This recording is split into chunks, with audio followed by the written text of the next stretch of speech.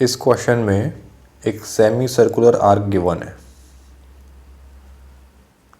तो AO, BO, CO, DO ये तो सब रेडियस है, तो रेडियस तो इक्वल होगा ही, सारे रेडियाई तो इक्वल हैं ही, और साथ ही साथ में ये भी इक्वल है, ये गिवन है AB vector, BC vector, CD vector. Diagram में दिखाई दे रहा है कौन से वेक्टर्स हैं ये वाले vectors, AB vector, BC vector, CD vector, ठीक है। ये 3 वेक्टर्स। तो अगर आप डायरेक्टली रीजन देखो, दिखाई दे रहा है साफ साफ, ये 3 वेक्टर्स का ही एडिशन लिखा हुआ है, AB vector plus BC vector plus CD vector.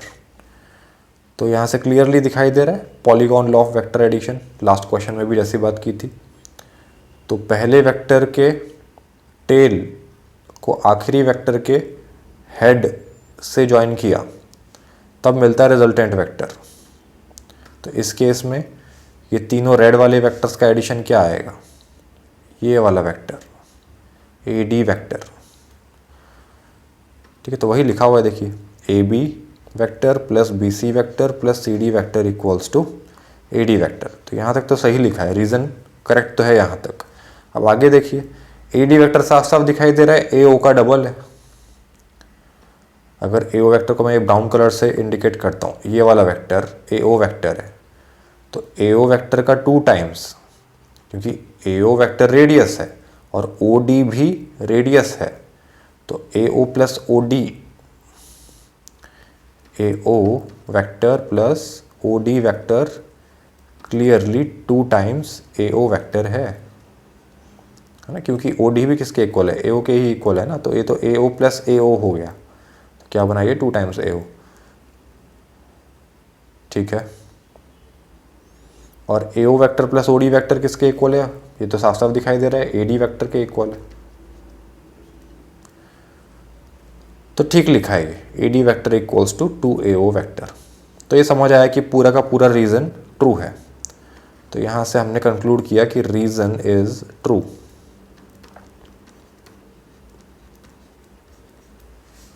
अब असर्शन सही है कि नहीं है ये चेक कर लेते हैं। असर्शन में हाँ, ये स्टेटमेंट सही है या नहीं चेक करना है। चलिए करते हैं, असर्शन चेक कर रहे हैं हम लोग। तो हमें इतना दिखाई दे रहा है क्लियरली कि AB vector plus AC vector plus AD vector, ठीक है। जो एक्सप्रेशन हमें चेक करना है उसका मैंने लेफ्ट हैंड साइड लिया ये। तो देखिए AB वेक्टर को लिखा जा सकता है AO vector plus OB vector. देखिए ट्रायंगल बन रहा है, मैं ब्लू कलर से शो करता हूं आपको। AB वेक्टर ये वाला वेक्टर है, ठीक है। तो ये कैसे बन रहा है, ये बन रहा है AO प्लस OB से, ठीक है। तो AB को लिखा हमने AO plus OB,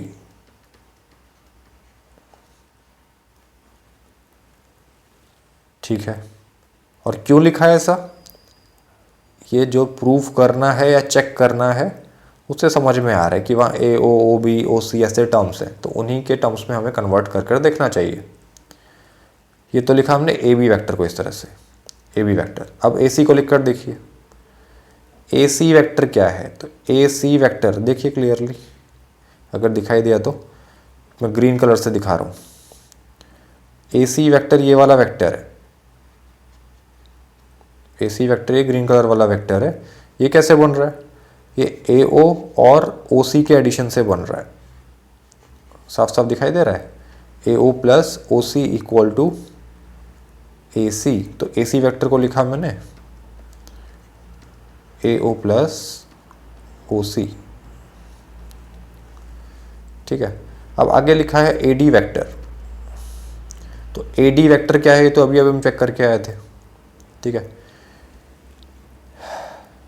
AD vector को तो लिखा जा सकता है 2 टाइम्स AO, तो एडी वेक्टर तो क्या है 2 टाइम्स AO, एक प्लस है इक्वल नहीं, प्लस एडी वेक्टर को लिखा 2 टाइम्स AO, तो क्या बन गया ये AO plus AO plus 2AO, ये तो हो गया 4AO vector, 4AO vector plus OB vector OC vector, तो plus OB vector plus OC vector,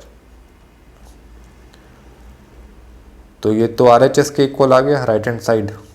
assertion की बात कर रहे हैं हम, तो असर्शन भी ट्रू निकला, तो असर्शन भी ट्रू है, असर्शन इज ट्रू, तो असर्शन भी ट्रू, रीजन भी ट्रू।